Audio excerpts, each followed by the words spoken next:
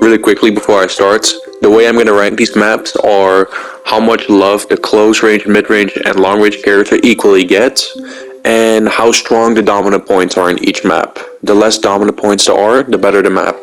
Alright, here we go.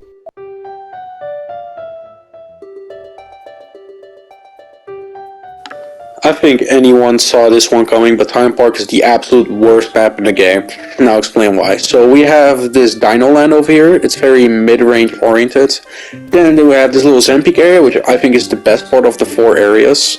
It's very close and mid-range, so it shows love to like two classes, right? Then we have Egypt, and it's very long range oriented and mid range, so finally the long range characters are getting a little bit of love on this small map. And then we have this area, which is mostly just close range oriented. Okay, it's all cool, but then we come to the middle, and this literally ruins the entire map. Honestly, if the portals were gone, the map would have been better. So why is this bad? Because whoever controls the middle area, which is where the match is, they win the game. That's it. If the entire team is in the middle, waiting for plants to come out one by one, I mean, you can see where we'll go, right? It's basically almost impossible to regain the control. For that reason, this map is the absolute worst. It's so one-sided and boring. And I would also mention how little love long-range characters get. I mean, sure, Egypt has a long-range area, but like, truthfully, no one comes at the sides for fights. It's always the middle. So this map's absolute dog shit.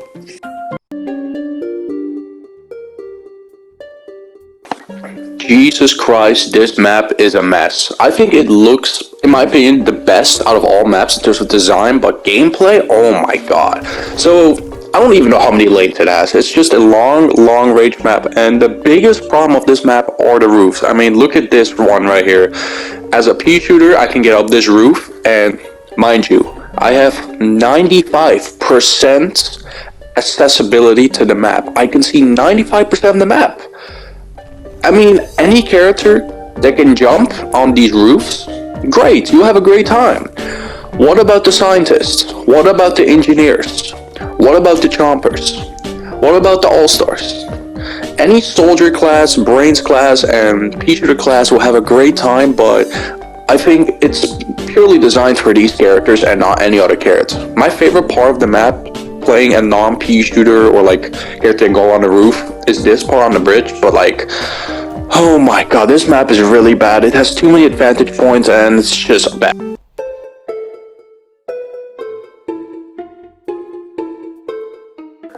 This is the only low gravity map in the game, and we're talking about Team Vanquish maps.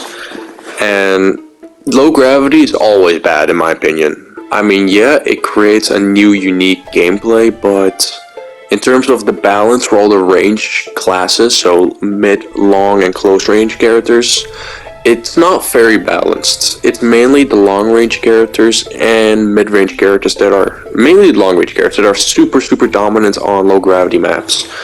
And, you know, you have close range characters that are just unbearable to play. I mean, on this map, you're kind of forced to play characters that range. And if you don't, you're you're just done. And yeah, sure, you have this little area where, you know, you don't have the low gravity stuff. You can play close range characters in here, and it's actually really nicely designed over here. Close range characters really have a good time over here. Sure, but the problem is, the long range characters will never go here. The mid range characters will never go here. Some mid range characters will go here, sure. My point is, the main match is outside over there, and that's where it will stay. So close range characters cannot go anywhere. They have to go outside to have some action. So I think for that reason, it's just a really bad map. Close range characters do not get enough love.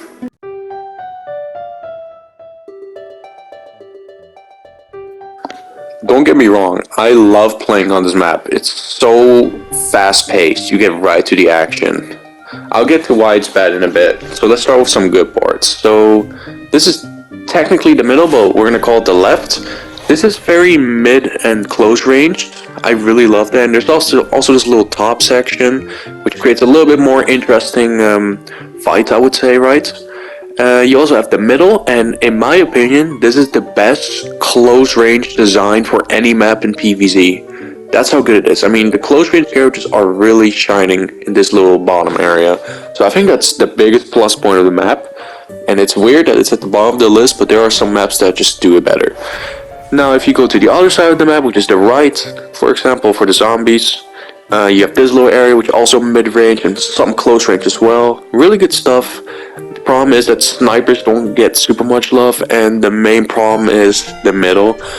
It's similar to Time Park, but not as broken, but whoever controls this area kind of dominates, and the spawns are kind of bad as well. Like on the left over there, the plant spawn, for example, and let's say the zombie team is here, they can just spawn camp the shit out of them, and it's just not a fun game. It's just very one-sided. So I think if this top section wasn't as dominant for the game, this map would be a lot higher.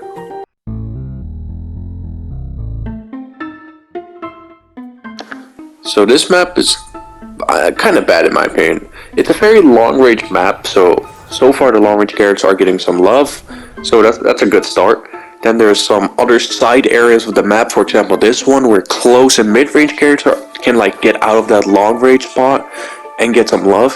So I think that's really cool, alright? And for example here, you have some mid-range and some more sniper stuff, but I think the one thing that's holding this map down is the roofs.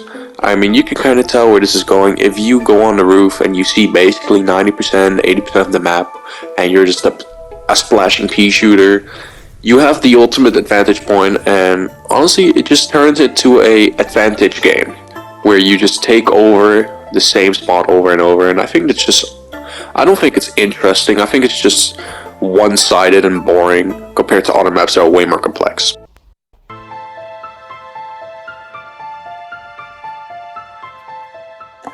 Coliseum is definitely one of the better maps in Plant vs. Zombies Garden Warfare 2. Coliseum is a very long-range map. As you can tell, the middle area is mostly the long-range area. I think it's really nice that the long-range class is getting a lot of love, right? But if you feel like you're getting out-sniped and you don't want to play long-range characters all the time, you can just go as a mid-range character or a close-range character, and you just go away from the middle and to the sides. And the side of the map, I think, is really cool. Each area is a little bit more unique than the other. Each area is designed a little bit different, and this creates all types of different unique fights, right? And you just wonder, like, where should I go next? Should I go here? Should I go there? And this also creates a lot of flank potential, because the map is basically a circle, right? You can circle around the entire enemy team if you successfully do it. The only problem I have with this map is that it's too much long range, but other than that, this map is just honestly really good. Boney Island has got to be one of the best maps in the game for its perfect equal balance. So if you want to go to the left, you have a little sniping spot, giving the sniper class a lot of love.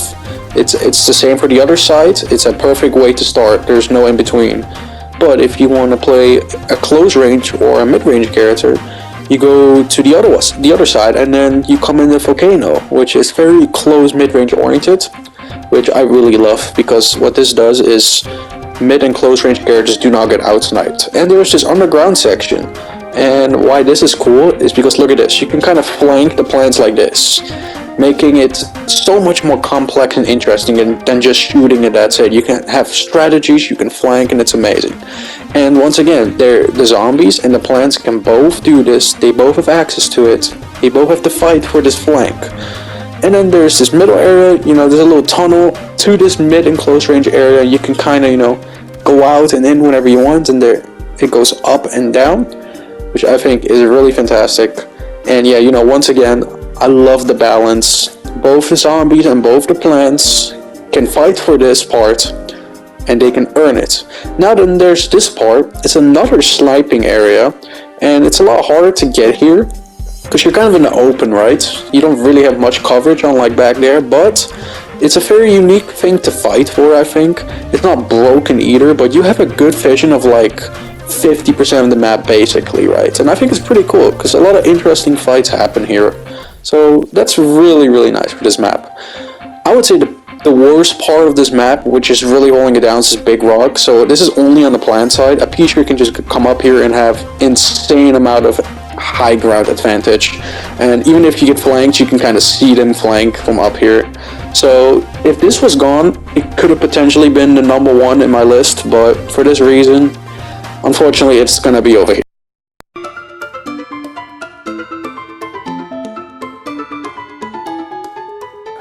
So I think this is one of the most unique maps they have created in terms of gameplay wise. So it's 3 lanes. There's this middle area which is perfectly balanced, perfectly equal. It's the same exact setup. There's a middle and it's a little mid long range, really cool stuff.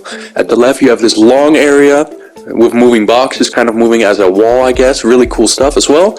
And there's a top section as well. So pretty much the same thing. So the long range character is getting some love. And then this is probably the best part of the map, these little teleporters, and essentially what they do is teleport you to some certain area, and this can lead to some really interesting, complex, and cool flank gameplay, and I've never seen it on any other map before like that. So if you go to the other side, which is the rifle plants, you have another long range area, and mid a little bit as well. So long range characters getting really a lot of love right now. I think the next part over here is really cool as well. The close range character is finally getting some love, which is the bottom section of the middle over here. And you can tell there's so many walls, so many boxes, and you can just kind of, as a chomper and an imp, this is a really good spot, right? And look at me, I'm being chased by this hillbilly right here, and I'm just kind of running away. This is not important to the video, but I'm just gonna die from the robot. This is the 1v1 map for a reason, because of how good it is. And it's the second in my list for a reason, and I'll explain why. So it has 3 lanes, left, middle, right. So really good balanced start right away. The middle part is probably one of the best map designs I have seen. I think the middle could be better if that little fish tank was gone, but it started with some mid-range in the middle.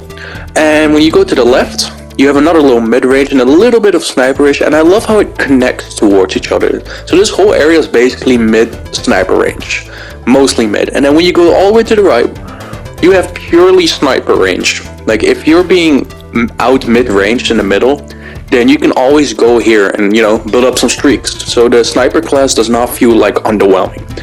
I also love this little area where you can go all the way around and kind of flank the snipers and even the entire enemy team if no one pays attention. I think that creates some complex, interesting flank gameplay. I love the middle as well. There's more to it because you can go to the top, but there's also a bottom. And the bottom, what this does, it gives love to close range characters. You can go on top, you can go underneath, you can kind of go in between as a close range character, and I really love that because there should be some close quarter gameplay for the small characters. So every single class has love on this map. The one problem is the middle. Whoever has the advantage state, similar to Time Park, is pretty much winning the game, but it's not as broken. But this map is just absolutely amazing. My number 2 spot for sure, and it's not my number 1 spot for a reason, and I'll explain why now.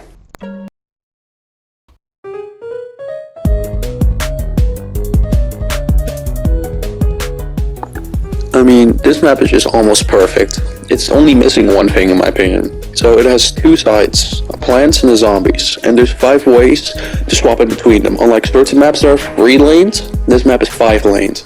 I think that's good because it leads to way more complex and interesting fights and so many cool more flanks. So if you go to the middle, you have this long range area, giving the long range character some love, and both sides are perfectly equal. There's no advantages, both just raw battles. If you go to the sides of the middle, you have this little mid-range flank, so if you as a mid-range character feel like you're getting out-sniped, you just go to the sides and kind of flank them. Then, if we go to the very side of the map, and this one in particular is the left for plants, you can flank the entire other enemy team. I think this is really good, because this leads to not having any broken advantage points, and you have to basically be in a war zone at all times. You have to look at not only your front, but your sides and back too.